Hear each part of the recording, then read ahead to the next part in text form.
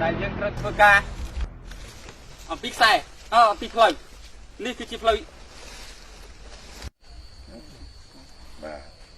chẳng cửa chỉ bạc lại nữa đập bay oi con tối những con đằng thà crom quát con quát cứ quát khoác với quát bột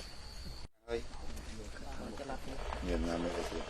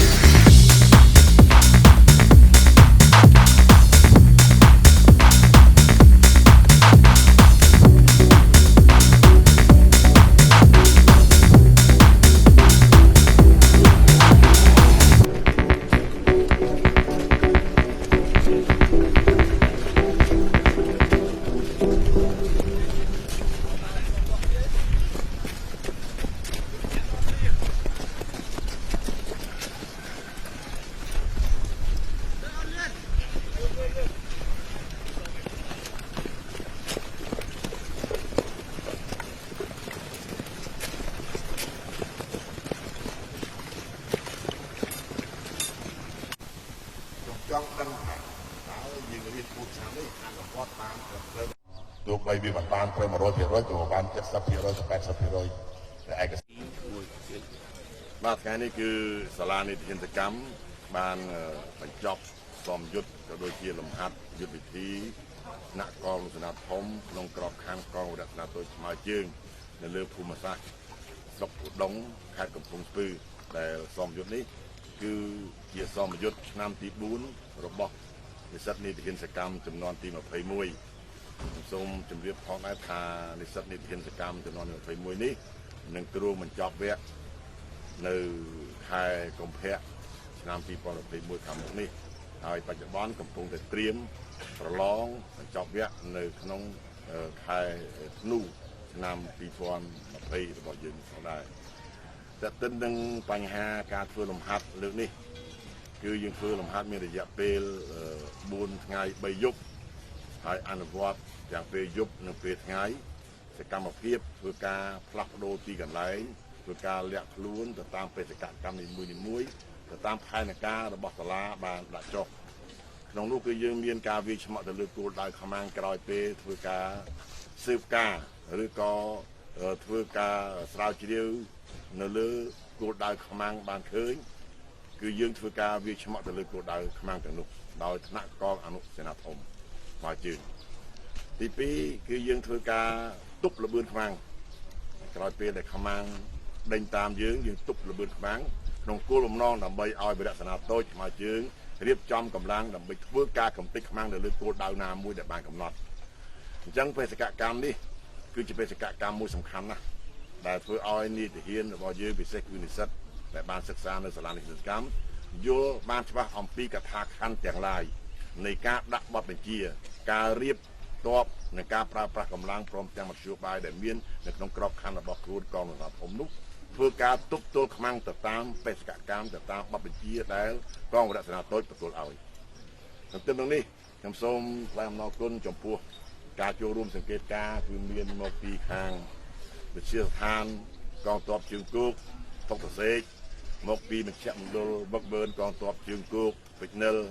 មកពីកងពលដូចអន្តរាគមន៍លេខ1លង្វែកនិងជាពិសេសវត្តមានរបស់សាស្ត្រាចារ្យមកពីសាកលវិទ្យាល័យការពារជាតិព្រមទាំងទីចាត់ការវឹកវើអគ្គបញ្ជាការបានចូលរួមធ្វើការសង្កេតការណ៍ដើម្បីដកបទពិសោធន៍ជូនដល់សាលានីតិវិទ្យាកម្មនៅថ្ងៃទី25ខាងមុខនេះហើយយើងកែសម្រួលខ្លឹមសារនៅក្នុងឯកសារទាំងអស់គ្នាដើម្បីឲ្យឯកសារជាគោលការណ៍មួយច្បាស់លាស់ត្រឹមត្រូវយកជាការបានទុកសម្រាប់អនុវត្តនៅចំនួនក្រោយៗទៀតបាទសូមអរគុណ